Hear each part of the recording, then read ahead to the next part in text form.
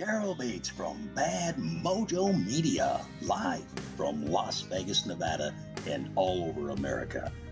Today we have an amazing show. We just got back from Wisconsin. We had a wonderful time there. We got a chance to meet and work with several good people. One of them is Cody Bates from GT Flooring, Monroe, Wisconsin, and Dustin Eggert. And the other one is Mike Quist. We had a wonderful podcast with him. So follow along, enjoy this show, and thank you for listening and watching our podcast, Passion Driven.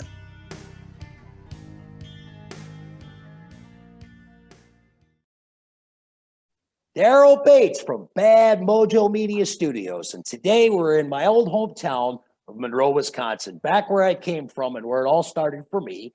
And our guest today, believe it or not, we have Mr. Mike Quist, Stone Cold Countertops, one of the guys we all look up to, one of the guys that we always follow and learn from on my little show today. So Passion Driven has the opportunity to feature Mike Quist, and we have an opportunity to pick your brain and learn about what made you who you are and got you where you're at today. So I'm excited to have this, Mike. I can't thank you enough to be a part of this show.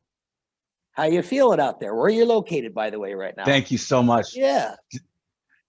Daryl, I'm out in Kona, Hawaii. Thanks for having me on, man. I'm super excited for you and for this. And this what you represent is definitely what I love talking about. So thank you, man. Absolutely. So in beautiful Hawaii, brother, it couldn't get luckier than that, I got to tell you. Yeah, we love it out here. You know, I really am focusing on the family out here and doing our work, but it's when we're actually testing products right now that are sensitive to humidity, and so this is a very good spot to come out and test the tolerances, because it's about as extreme as you're going to get, other than maybe Louisiana or something like that. So we're having fun doing that, you know. And I recently, and speaking of humidity, we were in Georgia, and we go down, we work with a good group of people. They're from a company called Easy Chem, and they're Georgia people, and they're wonderful.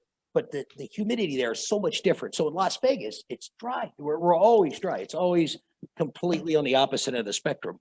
And that's huge. That's a huge thing to consider, is atmospheric conditions change everything we do.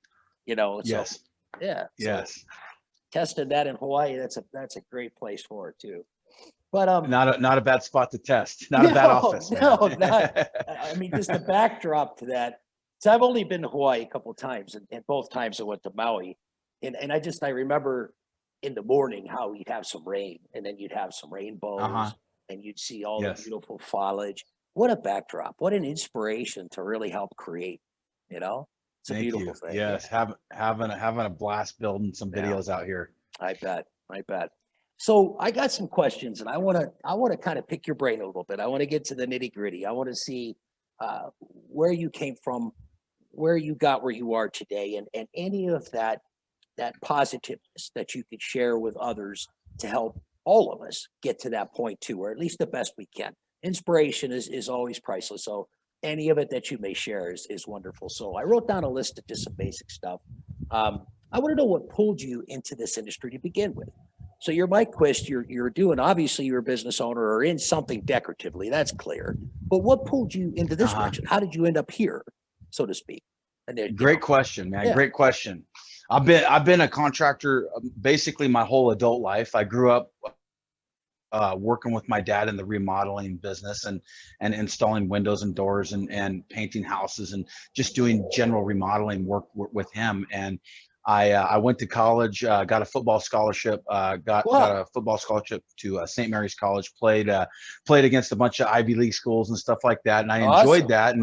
And I had tried to avoid construction like the plague, because I grew up doing it and knew how hard it was. And I knew my dad was one of the hardest workers I'd ever met, going, man, I don't want to work that hard for my whole life. I don't know how my dad did it. And after college, I went through a couple of different jobs after college that were, they weren't me, man. I couldn't sit still. I had to use my hands. I had to create. I didn't understand that. That's what I had been bred to do. Like, that's what's in my blood. Just doing that with my dad, I realized how much I actually enjoyed it, and I didn't resent it. And I missed it. I couldn't sit behind a desk, man. And so just trying to find that career path, I went to my old man. I said, hey, look, I don't know what I want to do, but while I figure it out, can I start working with you again? And starting to work with my dad again, he he encouraged me to get my own contractor's license, encouraged me to just find the trades that I enjoyed.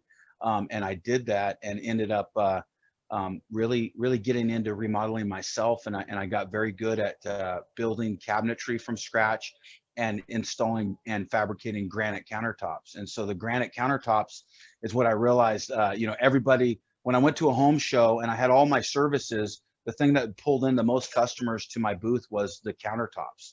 And so True it also story. limited me because the granite was expensive. It was Yeah. very hard for people to afford that with a 3-bedroom, 2-bath house, which is the majority of the market. Yep. And so I said, man, there's got to be another alternative. I'm only offering granite, and I didn't want to offer laminate. And I thought kind of solid surface and Corian was kind of going the way of the dinosaur, in my opinion, at the time. And plus, it still wasn't cheap. Have you ever dreamed of taking your crew and your business further and get into the exciting world of epoxy and floor coatings? Give Excalibur Artisans a call today, 608-426-1997, or email us at excaliburservices@gmail.com. Let us help take your crew and training to the next level. We train on everything from concrete countertops and cementitious principles, polished concrete, and of course, metallic epoxy. Beautiful metallic epoxy floors and countertops. Give us a call today. Let us help you take your business model further and stay ahead of all of your competition. Had such a beautiful trip going back to beautiful Wisconsin. Couldn't be happier. Many thanks to Synchronous Communications. If you're looking for brand development, media production, or content marketing, give these guys a call. Patrick Bodell and his team is just simply amazing, and I'm looking forward to many different opportunities of working with them to grow my brand. So again, give Patrick Bodell and Synchronous Communications a call today. You can reach them in their studio at 608-325-1471. Take your business branding further today. Thanks for allowing me to use your studio to produce this podcast. Now, back to our show featuring Mike Quist from Stone Cold Countertops. Enjoy the show. Yeah, Mike Quist from Stone Cold Countertops. So here we go. Sorry about that. So anyhow, I get into I get into concrete countertops and realize quickly that it wasn't an inexpensive alternative. It was still a lot of work, and a lot of times just transporting it, we would have some issues. But what I did learn is I learned about coatings. I learned about the ultimate way to coat concrete so that you can make it impervious to stains and chemicals and things like that with the countertop needs. And so that's why I got introduced to epoxy. Was I liked that epoxy was a good sealer for concrete. Yep. However, the biggest questions you get in countertops is, they'll ask you, is it heat resistant? Can I set a hot pan on it?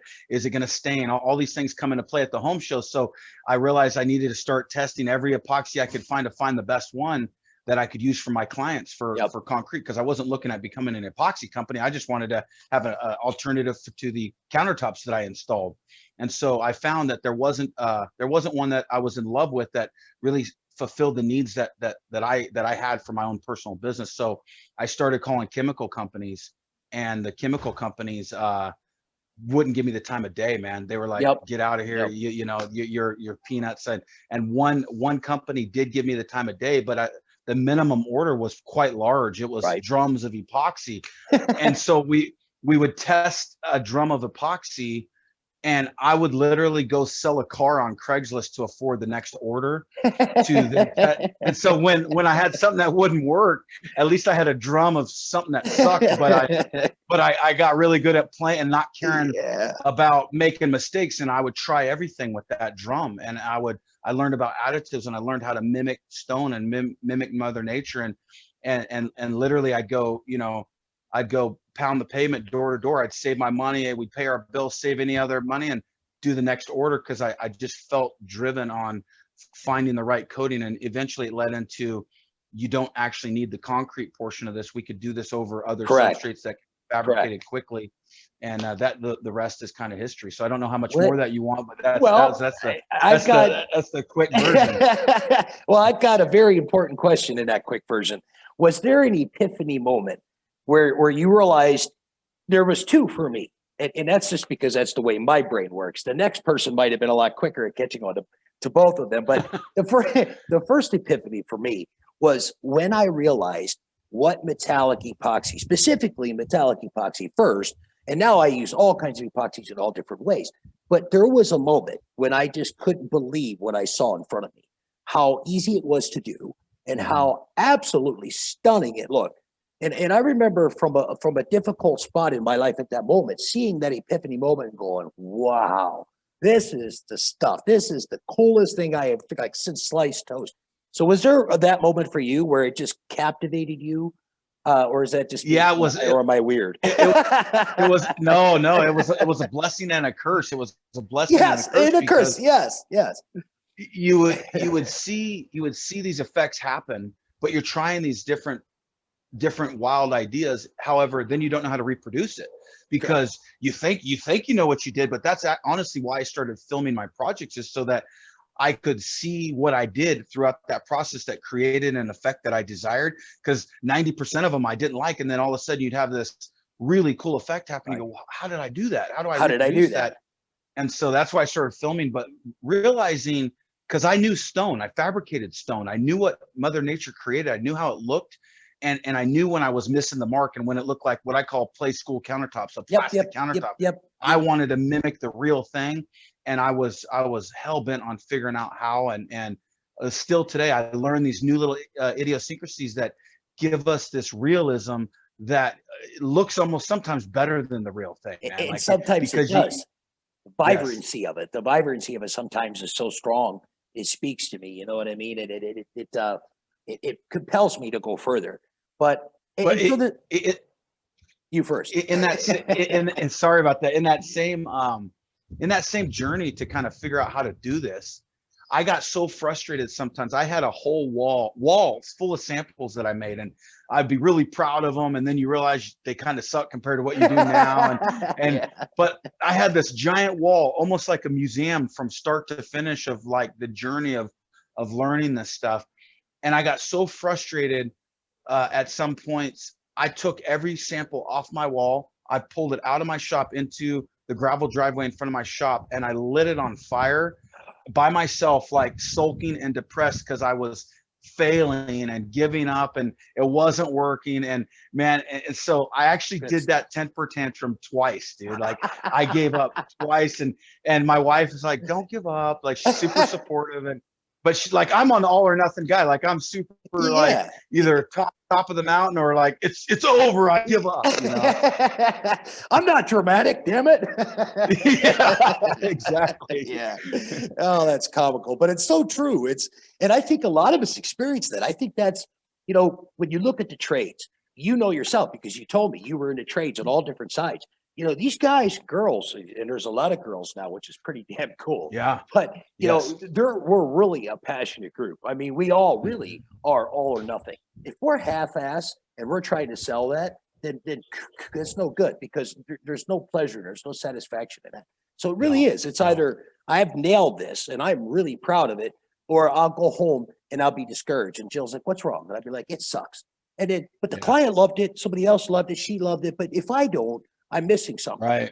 See, you're right. That personal attachment and satisfaction is part of what drives artisans. Like it's just the truth, It also gave me the intuition, knowing as we went further down the road that if I could have got somebody to teach me step by step how to achieve a certain look, how much appreciation that I would have had for that, knowing what I had to go through to kind of break it down step by step. So that's why I think we built what a pretty loyal audience is, because for sure we gave it all away. We gave it away for free, and then crossed our fingers and just hope you supported our company by trying our product. But the giveaway first was what I think had to be done, man. But see, that's what makes you also largely different than a lot of our constituents in the industry, including myself. I'm guilty of this very same factor, and I'll explain why. When I got into this, I really thought that I could be a trainer. I didn't realize I had a passion to be that person until people started listening and wanting to learn from me. And then I realized the power of that. So naturally, okay, well, if I'm not going to be installing floors all the time, or I'm not going to be on job sites all the time, how do I make a living from that? So that was a void I Mhm. didn't know how to fill. So the training and that kind of thing and the monetization. But what you've done is something much different. And like you said, it's the giveaway and you cross your fingers, but literally it's a giveaway. You shared with others your skill set. So my nephew, last night I was talking to him. He lives here in this town. His name's Cody Bates. I got to give him a shout out because I love him. And he started with me. He was just a kid when he did. But he said to me, you know what? He said, that is so crazy that he would just suddenly give all of this knowledge away where everybody else is like, this is how much it's worth. And it's really priceless. It's not, there really is no way to put a Right. badge to how much it's worth.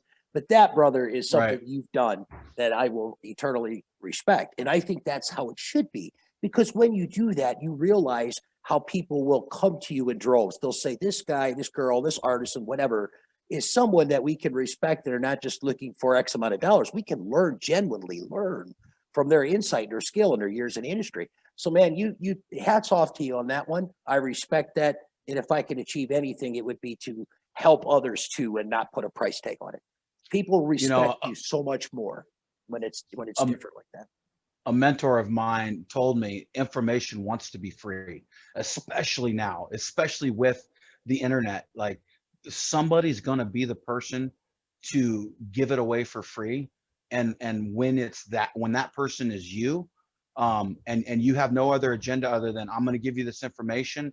And I think it's really cool. I get excited about this effect. You might too. I think that's why our YouTube grew. That's why our business grew. It was based on the fact that information wants to be free. Products aren't free. No, Additives aren't free, Sure. but information being free leads to the ultimate goal of how do I sustain my business? That way I could do more free videos for you. Yeah, Because if it doesn't translate, the person giving away the free information is probably going to stop. Yep. So, But if it's done right, like you have, then it's reciprocating. It comes back yes, to sir. you tenfold, and then you can But the share it key, again.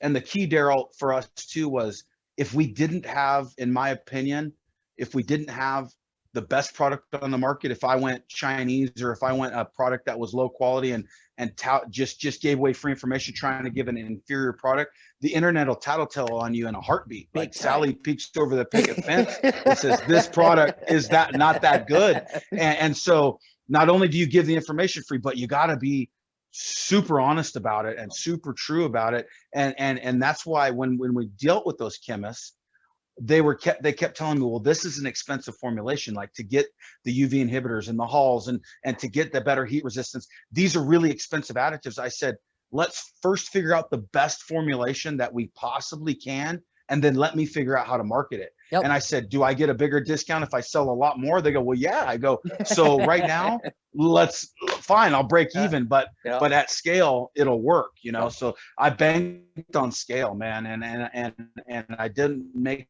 a huge margin on my epoxy, but at scale, you don't need a huge margin. But if you have the best product, then the internet outs you as, yeah, this is actually a really good product, and this is how you do it. Yep. So I'm starting to experience a little bit of computer glitches here on my end. Can you still hear me okay? Can you hear me? Okay. Yeah, it says my internet connection is unstable. It's unstable. Yeah, I Mike. can No, hear I'm you. sorry. The video part doesn't seem to be working quite so well, but I'm sorry, brother. I'm sorry. It's probably me here in this little town. You know how it goes. So, but I tell you, there's still so many more things I'd like to talk to you about. Yes, sir. So if you can still hear me, let's keep rolling. And if we lose it, that's okay. We'll get it back on. Yeah. There, Okay. I gotcha, I think right now. So I want to ask you, at what point did you realize, because you kind of already told me this, you started filming it early on. And I think you said your filming portion of it, at least, was to help you better discern your mistakes and how to correct them. That's commendable. But at what point did you realize that social media can be the tool to really help you reach the masses? Is that something you understood right away, or did that come eventually? Did someone help you say, hey, Mike? No, I didn't understand it. Yeah. And I think that's where I'll tell you, man, like go ahead. Going to home shows. I used to make a DVD, and I'd make before and after pictures of the kitchens and bathrooms and the projects that I would remodel. And I realized when I gave away a DVD, it cost me $1 to burn that DVD. And when I gave that DVD away to a prospective client, I only would give them to the ones I felt like were really serious about hiring me. Yep. But when I give it away, I got a better close rate. Like I definitely converted that DVD to a job most often. Right. But when I would go inside to a bid, to a house, and I would drop my DVD, I'd ask them to watch that DVD. Or in fact, sometimes when I would work up the bid at their kitchen table, I'd put the DVD in their computer and say, hey, would you mind watching this while I work up your bid? If they watched that DVD, 100% of the time, the answer was yes. Like Yes. they couldn't believe Yes. this guy made that house look like this. And I realized that at that point, the power of video. I could talk about myself all day long. I could even show them pictures, but a DVD with customer testimonials, with real world jobs, with showing some of the demos, so you set correct expectations that your house is going to look like a crap show for a little while I demo it, but I'm going to turn it into something beautiful. Yes. When they saw that DVD, it translated. So what I did after that is I got sick of burning DVDs. It actually ruined my computer because I burned so many DVDs. And so I found this little platform called YouTube. And like 12 years ago, I started taking that DVD and I just put it on YouTube as so that instead of giving them a DVD, I could email them a link. And so then I emailed them a link. I saved myself the $1 and the time, and I saved myself my computer, and they started watching. But then I started getting people from Wisconsin and Indiana and New York going, hey, can you come do my project? I'm going, no, I live in Oregon, brother. I can't go to New York. I don't have but I realized at that point, the power of social media. I'm going, holy cow. I'm connecting with people in Australia that want me to come remodel. Like seriously, somebody in Japan contacted me because it was like 40 grand for them to get new countertops. They wanted to fly me out to Japan and do the kitchen. And still, I'm like, oh, that sounds fun. And I was like down, and it never actually worked out. But I'm going, people want good artisans. They want good contractors. And social media puts you in front of a worldwide audience, man. And see, that's the thing at the time. That's how I started. And that is a beautiful story. And this is what I think I missed for so long. I paid attention to people in our industry, but for some reason I always had these blinders on. And I didn't understand the power of social media. It wasn't that I didn't, that I didn't agree with it or anything like that. I just never gave it my time. Why? I was too busy working hard. I wasn't working smart. I didn't understand the power of social media, or most importantly, the power of branding. And this is the next question I want to ask you. Do you have any suggestions? Well, I mean, when you're trying to brand your business, is there any moment, monumentous, something you could share with us to say, hey, this is what you got to do? Or do we all just have to kind of go through our own stages of understanding what branding is? Branding is something different for each person. I do have some suggestions, and it's just it worked for me, and it has translated for other businesses. But I think that's been one of my biggest strengths, and I've looked at everything that we've done through my customers' eyes, and I've said, what would cause me to make a buying decision? What would move the needle for me to go, you know what, I'm using Stone Coat as opposed to XYZ, or why do I like that guy or that information better than the next? And I got to say, I look at starting on a local level with my contracting business, everybody named their business after their last name. Like for me, it would have been Quist Construction, right? That means nothing to anybody. Like if your name doesn't offer a solution or paint a picture of what your product does or something clever, you look at the way things are named now, you can get pretty niched down. And that's one thing that we did is what we did was again a blessing and a curse, or a grandiose idea as well as a mistake. And that's the fact that we put Stone Coat countertops. We put the word countertops on our logo. Well, we're much more than countertops now. We've evolved from we're into floors and art and woodworking and everything else. But the fact that we niched it so deep into just countertops, and it's a coating of stone look-alike over a countertop. So we use that name. But if I were to go back using the word Stone Coat epoxy as opposed to Stone Coat countertops, would that have helped me as much? People got a hold of me because they were searching the internet going, I need to repair my old laminate countertops. I'm trying to do DIY countertops. And I found out that they're looking for the same thing that I came to a conclusion of was concrete. They know they're not going to hire a granite guy. They don't want laminate. The only thing they could do themselves is either tile or concrete, and tile's out of date. So I'm going to do concrete countertops. So if you get into your customer's mind, what are they searching?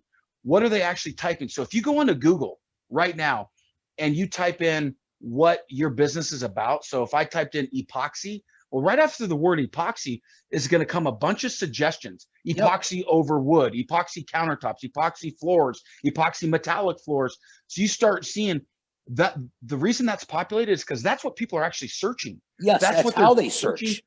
Yes. So if you choose a name that fulfills that need, which I didn't, I chose Stone Coat, which wasn't even on the radar. And we fought a giant Mount Everest uphill battle to put it on the radar. But now Stone Coat is a heavily searched name. Oh, our goal was, it was to become the Formica of epoxy. We don't want people calling it epoxy. We want to call, hey, I'm going to Stone Coat my job. I'm not going to epoxy my job. That's actually pretty cool. Yeah. That was our goal. And we're getting there. Like you see that verbiage being used. And so I would say, branding, don't take it lightly and don't be like everybody else. And I would, I'm actually working on a couple of businesses that I'm mentoring some people on right now that one of them, and I'll let it out of the bag. This guy out here in Hawaii, he's connected with the surf community. He's big into extreme sports. He's connected with Shaun White. He's Shaun White's agent. He's also, he's an agent for Kelly Slater, who, who's a big surfer, or phenomenal. He used to be connected with him. Yeah. He's connected Legendary. With a lot of these guys, man. And he's like, there's a big need for redoing skateboards, wakeboards, surfboards, and snowboards. He goes, these kids, like, they won't ride a yellow surfboard, it gets out of date. So I go, he goes, there's a big need. Like, he got a hold of me about a project idea, and he wants to, we formulated a resin for him that will be flexible enough over a surfboard and a snowboard, but not get the thermal shock of it out there in the snow and then getting put in a hot car and everything else. And so we got that dial, but he named it Reboard Resin. So Reboard Resin, and then underneath it's surf, skate, wake, and snow. And so, like, just think about what people are searching, and then think about the 1,000 videos you're going to make, and you got to sign off. Like, my name was a mouth, Stone Coat Countertops. Like, that's so much words. It sucks to have to say it all the time. But so what I have done, it's like having 13 letters in your last name, Yeah, I get you. And then maybe it's not in your name, but it's in your content. So when we title our content, if you go look at my thumbnails and my titles of all my videos, we title them things that people are really searching. And then sometimes we'll niche it way down to like something about a carbon fiber table, or maybe we'll niche it way up to DIY countertops, so, which is and then very we hit broad. Everything in between. Yes. Yeah. So we go very broad, but in the beginning, the riches are in the niches. You need to niche it way down because you're competing against the big dogs. Yep. So you need to niche it way down so the particular person looking to do a black and white tumbler for Halloween, or a black and orange, like you niche it that far very down. Niche. Yes. So when you go that tight, you'll be the number one person on the top of YouTube. But if you try to go too broad and you're small, you're going to be buried 10 pages down. This is what I was hoping you would share with us, Mike. These are the kind of things that every small, medium, bigger business, all of us still need to know this.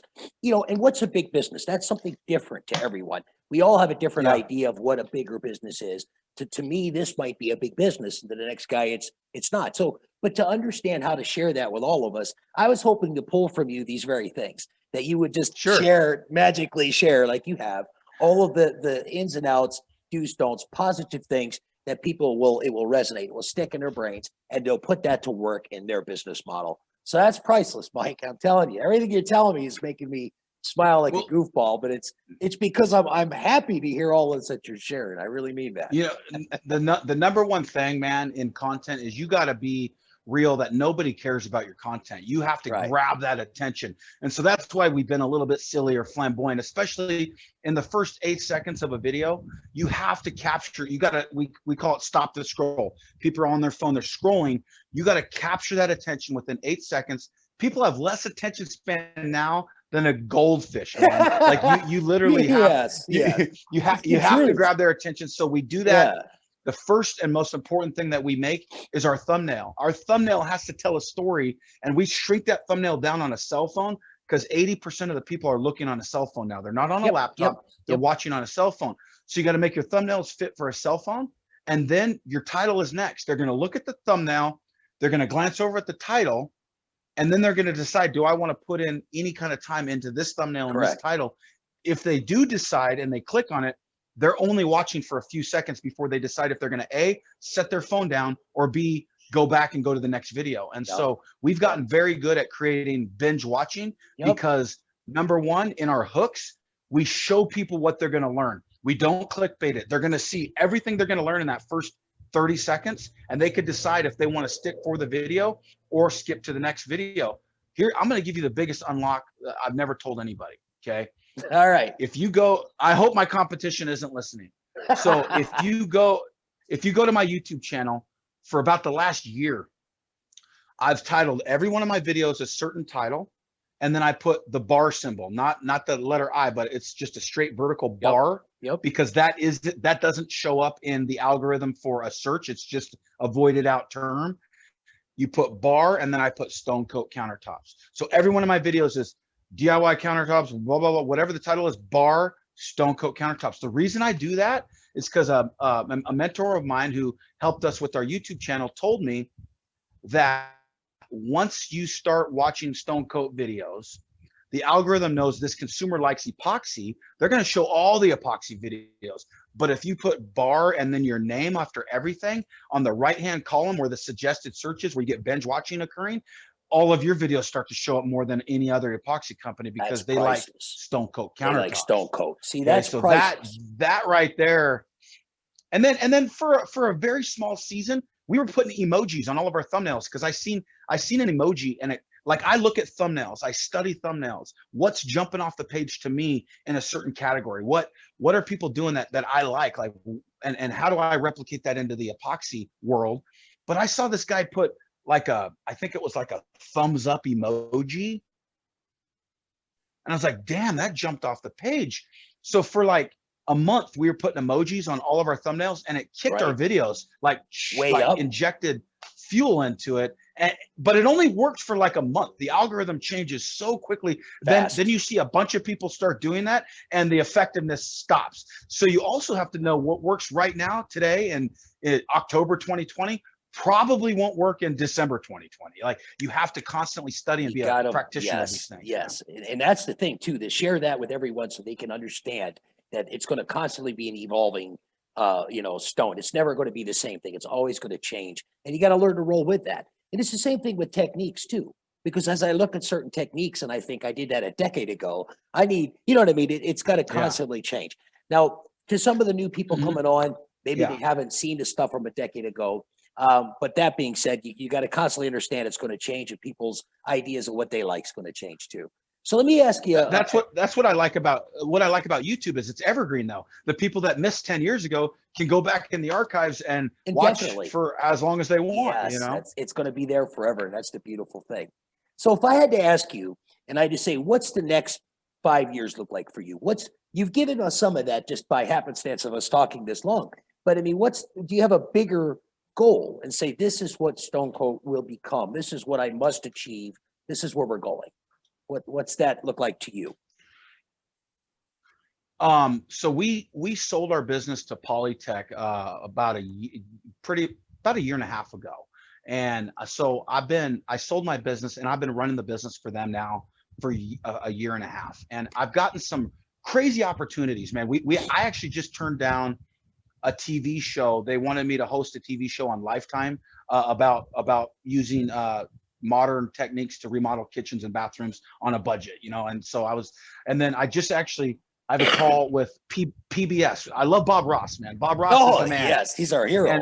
And, PBS has a proposal for a show, but the problem is good, better, best. Like, my boys, I got 4 sons, and I got a wife I've been married to for 18 years, man. This is my why. This is what I do. And those boys were my first shipping department, man. Those are the kids who put everything in the boxes. We drew our goals on the wall, and we filled it in with red pen until we hit our marks. And like, we didn't hire an employee until we hit our financial goals to know that, all right, we can afford an employee now. Like we did it as a family. And so I need to make sure that I keep those priorities straight. So That's a first and beautiful thing. foremost, 5 years, man, is how do I firmly believe that in the hereafter, my maker will ask me, how did you treat your wife and how did you treat your kids? I don't think he cares much about Stone Cold. I think he'll ask me how I treated my wife and my kids.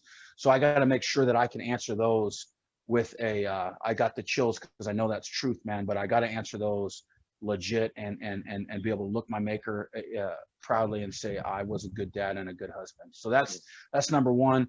And number two, man, I feel loyalty to all the employees that we have. We now have over 30 employees at Stone Coat that helped us build this thing. So I take it very seriously to keep them in a good work environment, a job that they love, and in a positive company.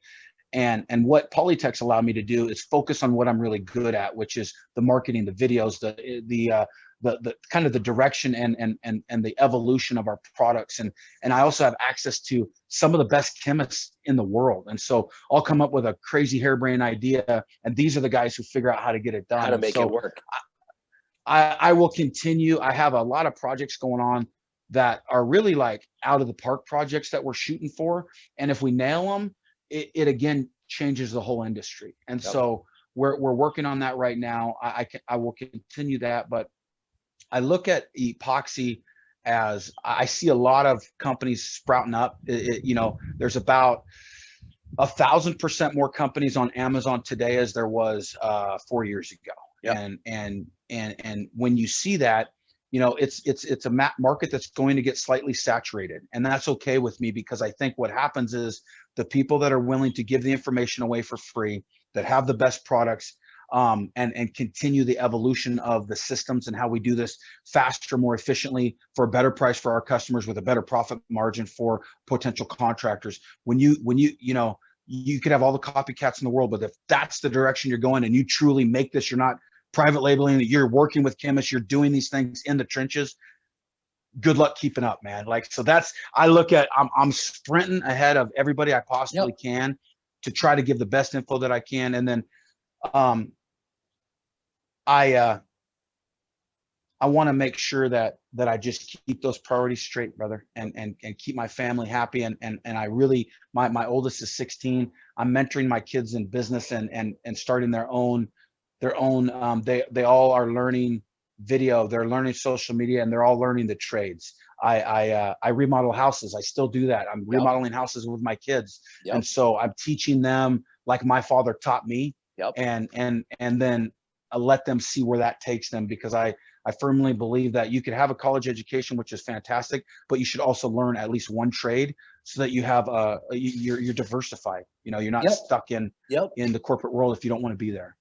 Well, what I'm taking away from this, from talking with you, having a chance one-on-one, is to see where your values lie and understand that I feel much the same as you do. My value system co-aligns very well with what we're talking about. I think most of us out there working hard in the trades feel the same way. I think that there's so much to be gained from working with one another and sharing the knowledge that we have. But most importantly, all that aside, one of the things that you've talked about just in this last few minutes that means the most to me is your direction in your personal life, because that means everything. It's very hard to be great in a successful career if you don't have a personal life where you're happy with anything that's happening. It's very difficult to balance all that. But if you can, and you can balance being very happy inside, it's very easy, I think, to achieve all of the other things around that scope. In my personal life, my relationship and the things that I share with both my better half, Jill, as well as all of my friends, hi everyone, that we work with, that we share things with, that we collaborate with, that we plan good adventures and cool things we could do. Those are the things that are priceless to me. In my personal life, I'll share one little thing with you, only because I think you will understand me maybe perhaps a little bit better. I was blessed with one beautiful child. Her name was Kiana. And in a tragedy some years ago, I lost her to cancer. And from that came a void in my life that could not be filled, not with money, not with with business, not with anything, not even with family and friends, not with alcohol, not with anything. Could not fix that. Somewhere along the way, my maker and others in my life helped me get somewhere in a different place, in a better place. Epoxy, oddly, played a very big role in that. It gave me a creative outlet to fall into that healed me in such a way that many other things could not at that moment. And so in hindsight from that, it wasn't epoxy that saved me. It was many other more important things, including my maker. But it played such a big role in being outgoing, being warm, coming out of my shell, talking to other people, reaching out. I would have never had the courage to even send you a message, Mike, at that point in my life, because I wasn't this kind of person. So as many things have to happen. And so when you could translate all of those personal experiences and then look forward in life and understand what you really want, and what you've just told me are the most important things in life. It's not about epoxy or money. Oh, okay, I see what you're saying. Yes, you're very welcome. And so from that, I just want to say thank you very, very much, Mike, for giving us the time. I will have to bring this show to a close, unfortunately. I'd like to talk with you all day. I'm sure there's so much more that you could share with us all, but we'll come back. We'll do this again. That's the cool thing. I believe at some point, if I say, hey, Mike, I'm coming to Hawaii, let's do something personally or whatever, I'm sure you'll give me some time and share with all of your followers and people that have been following you and love what you do. Myself, I just want to give many thanks to many people out there. I want to thank Jill, my better half, runs a company called Just Jill's Art. She's a phenomenal artisan. I look up to her and what she does. I want to thank a group of people out there right now that's been helping me out a lot. They're called Easy Chem. They've believed in me and they've helped my career blossom. So I'm very thankful to all of them. And I want to thank my family too. And Mike, I want to thank you for giving us this time to share your story. And the thing is that your story isn't winding down. It's really only just begun. You've got a whole lot going on here. And yeah, also too, I wanted to thank the gentleman who loaned me his studio today. This is a wonderful guy here in Monroe, Wisconsin. He started a great business here. He helps other companies grow, find their logos, their designs, their marketing, and just a wonderful guy. And I'm so thankful to him. His name's Patrick Bodell. I'm going to throw that on the end of this podcast so he knows I'm thankful for helping me out here. So at any rate, Mike, I can't thank you enough. I'll be in touch. I'll get all this put together. We'll communicate and collaborate some more. And I can't thank you enough. That's all I can say is thank you very much. Thank you, Daryl. I had a great time, Yeah. man. You're a good dude, and God bless you and your wife, man. Thanks for having me. And yeah, call me anytime and we'll do it anytime you need, brother. All right, my friend. Thank you. You have a blessed day. We'll be in touch. All right. You bet. Catch the rays of morning sunlight in your face. As I fly back home to sunny Las Vegas, I think to myself of all the amazing things that we did on this journey, just as in every other journey that we've participated in. Each and every time we have a chance to meet new people, work with new clients, and really help promote, propel all of our business models further. I've had a wonderful time. I can't wait to see what the next podcast will bring. We've got a lot of good people in the works that we want to bring on our show, find out what made their business grow, who was their inspirations, what's their business model now, where they want to go in the future. I'd like to reach out to all kinds of artisans across this great country and see who we can bring onto our show to highlight their skills and their talents. I had a wonderful time in Wisconsin and Michigan and Illinois. Very grateful for all these opportunities. I look forward to continue to bring amazing shows to this platform. Have a wonderful day, everyone, and we will see you next week. Daryl Bates, Bad Mojo Media Studios. Hello everyone, Daryl Bates from Bad Mojo Media Productions, and I'm back in Las Vegas. We had a wonderful time. We had 2 podcasts on the road. We had such a great time, and we're going to do this every single week. This time we had a chance to connect with, and many thanks to GT Flooring from Monroe, Wisconsin. Dustin Eggert and Cody Bates, you guys were awesome, and thanks for participating and sharing in the show, your vision and where you're heading in the future. Many thanks to Mike Quist from Stone Cold Countertops. Your wisdom and your experience in this industry will help us all go further in our platforms. So once again, thanks again for our final cut. We've had a great time. To reach us at Excalibur Artisans or Bad Mojo Media Productions, give us a call at 608-426-1997. You can email me at excalibursurfaces@gmail.com or badmojomediapodcast@gmail.com. We'd love to hear from you. We'd love to have you on our show, feature your skill set wherever you are in America, and what kind of aura you're bringing, what kind of business you're running to help us all go further. Thanks again, everyone. Have a stellar day. We'll see you next week.